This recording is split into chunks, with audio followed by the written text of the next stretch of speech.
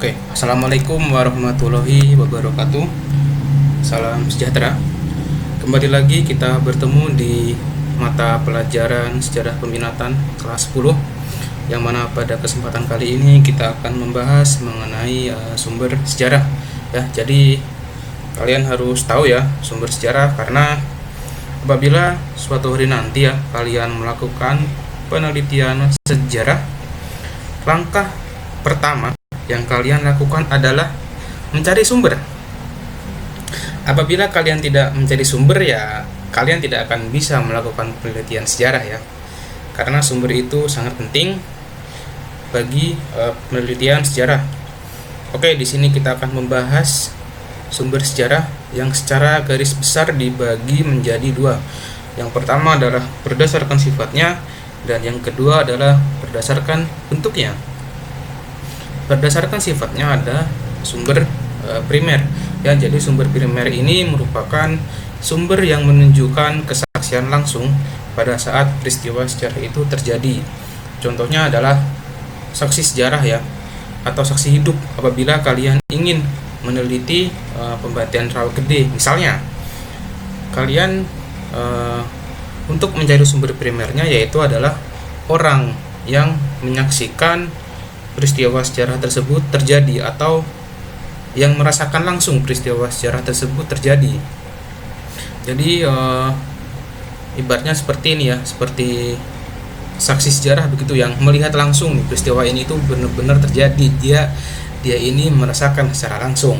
Selain itu juga ada objek atau benda yang dibuat ya sezaman pada masa tersebut. Misal kalian ingin meneliti kerajaan Mataram kuno misalnya.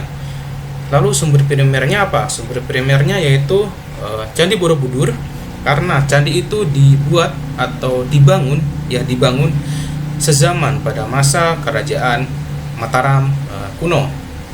Kemudian ada juga berbagai macam prasasti ya. Kemudian ada juga berbagai macam prasasti seperti prasasti Kedu, kemudian prasasti Kalasan, dan lain-lain.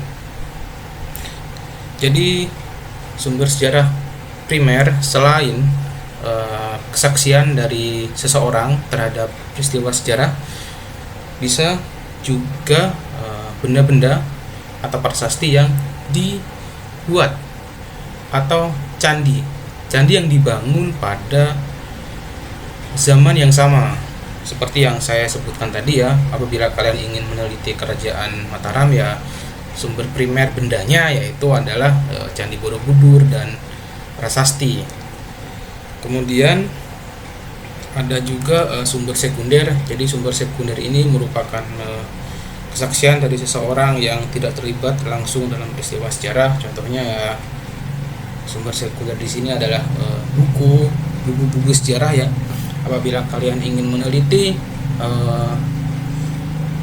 pemberontakan PKI Madiun misalnya, ya sumber sekundernya buku-buku yang membahas peristiwa tersebut, itu bisa dijadikan sumber sekunder. Kemudian juga jurnal dan lain-lain. Di sini juga ada sumber tersier ya. Jadi buku-buku sejarah yang disusun berdasarkan laporan hasil penelitian para ahli sejarah tanpa melakukan penelitian langsung. Kemudian ada sumber benda. Jadi sumber benda di sini adalah sumber sejarah yang diperoleh dari peninggalan sejarah. Di sini ada candi ya, Candi Borobudur, kemudian ada prasasti dan lain-lain yang berbentuk benda. Kemudian ada sumber tertulis ya. Di sini ada laporan, kemudian ada juga surat. Jadi jangan salah ya, surat itu bisa dijadikan sumber tertulis. Oke, sebagai contohnya adalah surat-surat yang dikirimkan oleh R.A. Kartini kepada Nyonya Bendanun di Belanda. Jadi setelah Kartini ini meninggal, surat-surat tersebut dibukukan dan dibukukan dengan judul Habis Gelap Terbitlah Terang ya. Jadi apabila kalian pernah dengar itu sebenarnya buku yang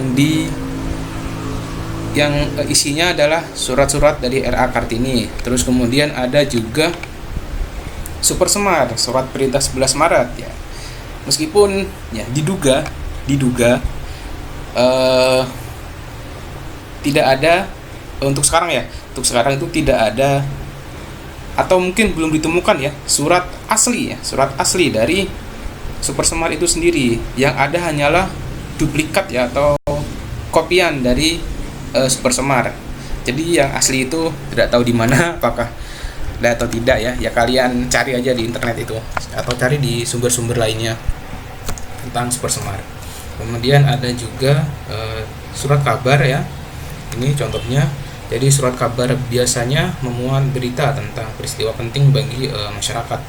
Jadi berita tersebut merupakan sumber berharga bagi sejarawan. Jadi mindset kalian itu jangan beranggapan bahwa wah, sumber sejarah ini pasti dari internet. Ya ada yang dari internet, itu ada. Seperti apabila kalian membuka historia.id, itu juga ya bisa dijadikan rujukan. Tapi jangan salah, surat kabar atau koran yang kalian punya di rumah itu juga bisa dijadikan sebagai sumber sejarah. Karena biasanya berita tersebut merupakan sumber berharga bagi sejarawan. Oke, kita ambil contoh. Kalian ingin meneliti atau mencari tahu reformasi 1998. Wah, kalian tidak punya buku, di internet sumbernya sedikit, atau kalian menganggap ini mah sumbernya tidak terpercaya misal. Kalian bisa cari sumber dari surat kabar yang dirilis ya pada bulan dan tahun yang sama, yaitu Mei 1998. Dan masih banyak lagi ya sumber sejarah yang bisa kalian dapatkan dari surat kabar. Kemudian ada prasasti ya, seperti yang sudah saya bahas di awal bahwa selain sumber tertulis, jadi prasasti ini juga termasuk sumber primer karena dibuat sezaman pada masanya. Seperti contohnya kalian ingin meneliti kerajaan Mataram ya, prasastinya yaitu ada prasasti Ratu Boko, kemudian ada juga prasasti Kalasan dan prasasti Kedu ya. Kemudian ada kronik. Jadi kronik ini merupakan catatan perjalanan ya dari para pengelana istilahnya, seperti Marco Polo. Apabila kalian pernah dengar Marco Polo, kemudian ada juga Ibnu Battuta. Biasanya mereka ini ketika berkelana ke suatu tempat mencatat bagaimana kehidupan tempat yang mereka kunjungi, kehidupan bidang sosial, politik maupun ekonomi. Kemudian ada juga babat. Jadi babat ini merupakan sumber sejarah tertulis ya, yang biasanya menceritakan sejarah kerajaan ya, atau kesultanan suatu tempat. Misal babat Cirebon itu menceritakan Kesultanan Cirebon, sedangkan babat Tanah Jawi itu menceritakan sejarah awal mula Tanah Jawa.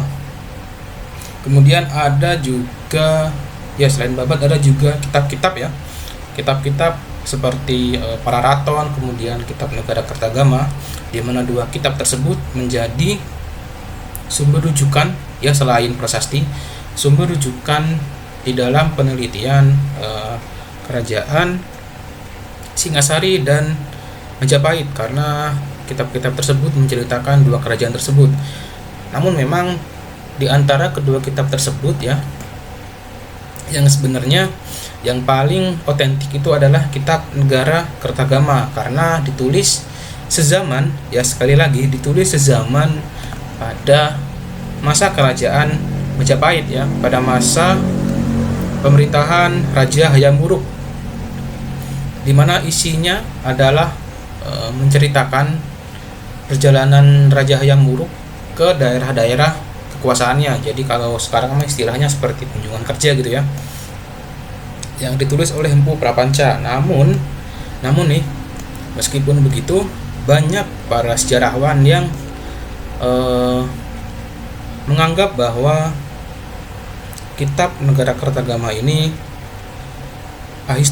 kitab Negara Kertagama ini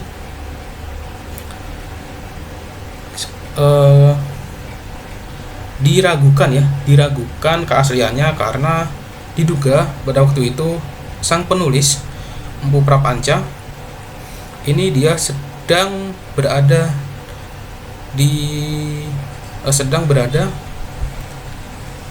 sebagai tahanan politik.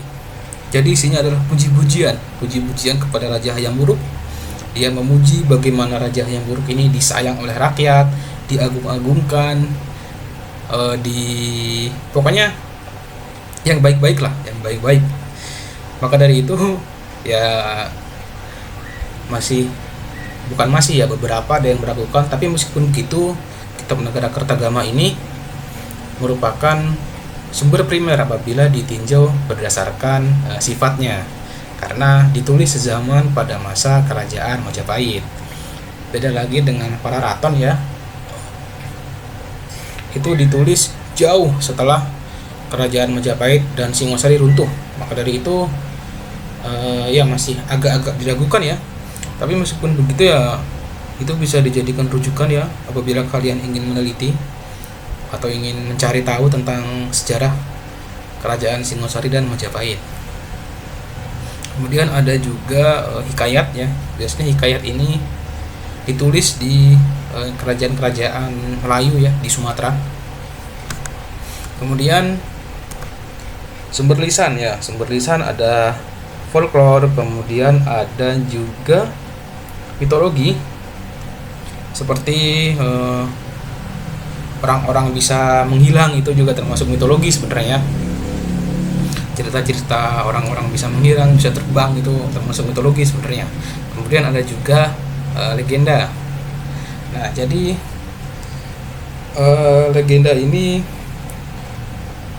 contohnya adalah legenda, kalau kalian pernah baca ya legenda Sangkuriang atau legenda Roro Jonggrang, itu ya termasuk legenda sebenarnya, karena kebenarannya masih diragukan ya. Jadi legenda yang ada di kita itu sangat banyak ya, seperti legenda Sangkuriang, kemudian Lutung Kasarung itu juga termasuk legenda. Kemudian ada juga Roro Jonggrang. Ya kalau kalian pernah baca dongeng-dongeng Nusantara ya, itu isinya legenda semua itu. Kemudian ada juga sumber audio visual ya. Contohnya di sini ada film seperti film Soekarno, kemudian film Sang Kiai, kemudian film Guru Besar ya, yang menceritakan Haji Omar Said Cokroaminoto. Sebenarnya dari sumber sejarah audio visual ini ya isinya adalah film-film ya, seperti P30 SPKI ya, meskipun masih diragukan ya, apabila kalian udah nonton ya bagus lah. Oke, jadi cukup sekian ya materi kali ini. Apabila masih ada yang belum jelas, bisa kalian tanyakan atau cari lagi ya di buku, jurnal, atau di internet yang sekiranya sumbernya relevan gitu.